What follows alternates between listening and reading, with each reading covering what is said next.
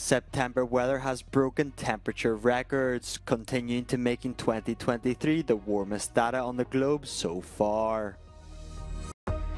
While Kyiv claims further advances in its counteroffensive, President Zelensky is worried about the upcoming winter and US aid packages. EU member states agreed to a new regulation managing any large and sudden arrival of migrants at European borders after long and complicated talks. France is to dispatch sniffer dogs on trains as dozens of reports of bed bugs have been filed in the past few days. September weather recorded unprecedented temperature anomalies, contributing to making 2023 the warmest on record. In fact, according to the Copernicus Climate Change Service, the global average temperature for September broke records by such an absurd margin that climate experts are struggling to describe the phenomenon. The figures show a temperature anomaly of about 0.9 degrees above the 1991 to 2020 average. Converted to the pre-industrial era, this amounts to a departure from average of 1.7 degrees Celsius, temporarily exceeding the Paris Agreement's temperature target of 1.5 degrees Celsius compared to pre-industrial levels. The unprecedented temperatures for the time of year observed in September following a record summer have added to the sense of urgency for ambitious climate action. One indication as to how the globe is hotting up is the extent of Arctic and Antarctic sea ice. Assessments have them remaining at record low levels for the time of year. According to the Copernicus collected data for Antarctic sea ice in September, the extent was 9% below average. The daily Arctic sea ice extent was 18% below average. Some areas of the globe had extreme rainstorms and flooding, such as Greece and Libya. Without doubt, the Copernicus data is showing an acceleration in a global warming trend that is ringing alarm bells. Tragedy in the Amazon, where the bodies of 125 Amazon River dolphins belonging to an endangered species have been found. The macabre discovery was made near Tefé in northwest Brazil. Investigators believe the deaths are related to high water temperatures, which have reached 39 degrees Celsius, a record in this drought-stricken region. It is believed the dolphins became disorientated by the water's high temperature, which prevented them from diving underwater.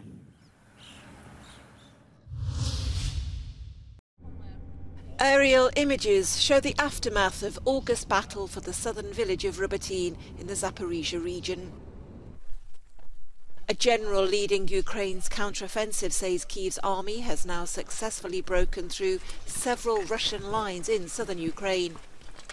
Kyiv special forces are also claiming to have carried out an incursion into Crimea. But it's the next few months which concern President Zelensky.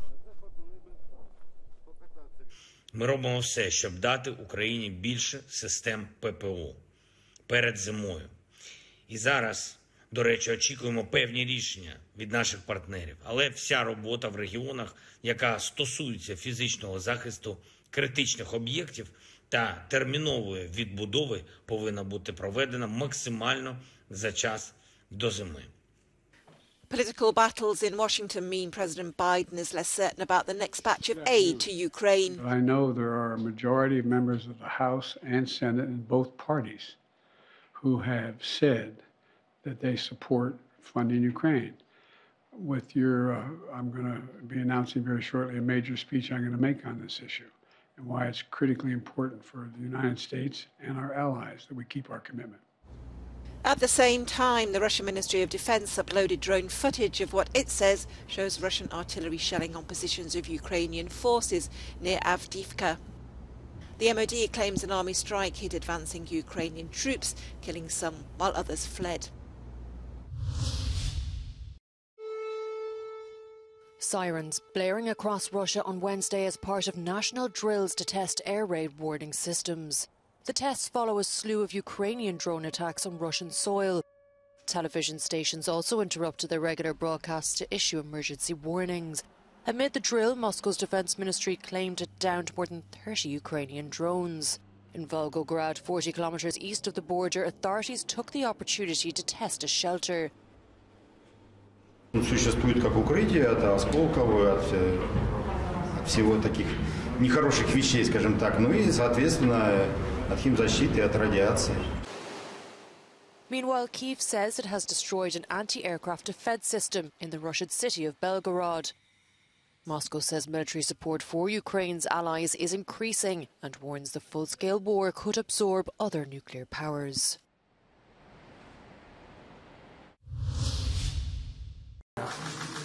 It's enlargement time. The idea of making the EU bigger has been gaining momentum since the start of the war in Ukraine. And it will now be one of the main topics at 2 consecutive summits of European leaders this week in Granada, Spain. Western Balkan countries, which have already been in the queue for decades, and newcomers like Ukraine and Moldova have stepped up pressure on the bloc, as they look to join the club as soon as possible. But before the EU grows from being a 27-member union to more than 30, nearly everyone agrees that some things have to change. But there will have to be a reorientation of the big spending priorities on agriculture and cohesion, because obviously Ukraine, if it came in without any change, would eat up most of the budget, and that will not be acceptable to many member states. So there will have to be a difficult negotiation in terms of the budget, who pays in, who gets what the priorities will be. He adds that previous rounds of enlargement missed the opportunity to reform the current unanimity vote to avoid vetoes in key topics like foreign affairs. And it's an idea that the larger EU countries share as well. In a recent report on enlargement by France and Germany, it highlighted exactly this. The text also proposes creating different levels of membership. But for this Romanian MEP, belonging to the EU should mean the same rules for everyone.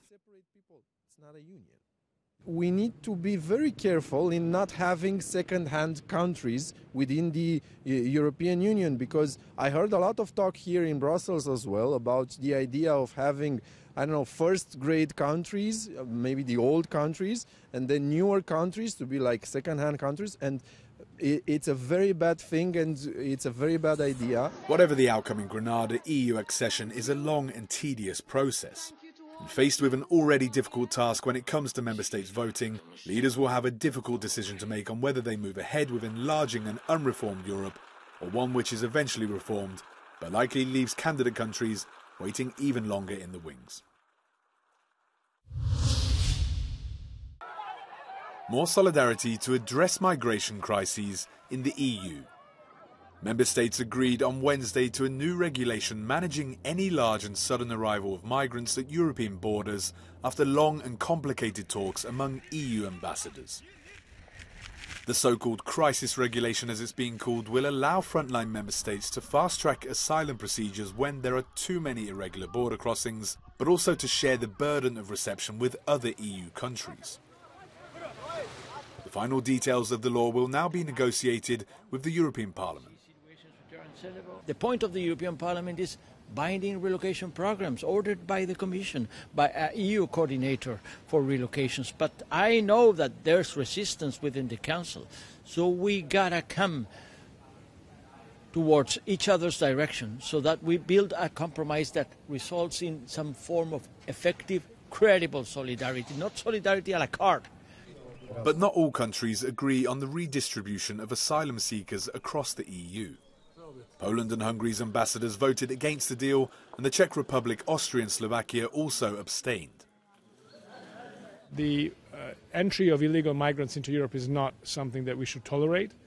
We need to strengthen our border controls, and the Central European countries say no to the relocation of people who illegally entered, and then other countries want to pass them on. That's not going to work. It hasn't worked, and it's not going to work in the future either.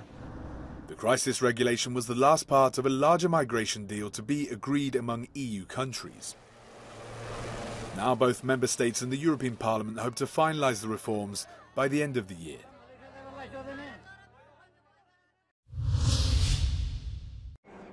France is to dispatch sniffer dogs to inspect trains and the Paris metro for bed bugs after dozens of reports of infestations. The move comes as the government went on the offensive to reassure the public. Its transport minister is maintaining that there is no clear evidence of an outbreak. Parfois ces signalements sont liés au fait qu'on a beaucoup parlé du sujet, mais il faut les prendre au sérieux. Une dizaine de signalements, ils ont tous été vérifiés et 0 cas avéré. À la SNCF, il y a eu 37 cas de signalement dans les trains ces derniers jours. Tous vérifiés, 0 cas avéré. The government has been forced to step in to calm an increasingly anxious nation that will host the Olympic Games in just over 9 months, a prime venue for infestations of the crowd-loving insects. Fumigation companies have reported an increasing demand, and some rail travellers have insisted on standing up rather than risk a bite by sitting on seats. Hundreds of Palestinian and Israeli women have held a rally starting in Jerusalem, calling for an end to the Israeli-Palestinian conflict.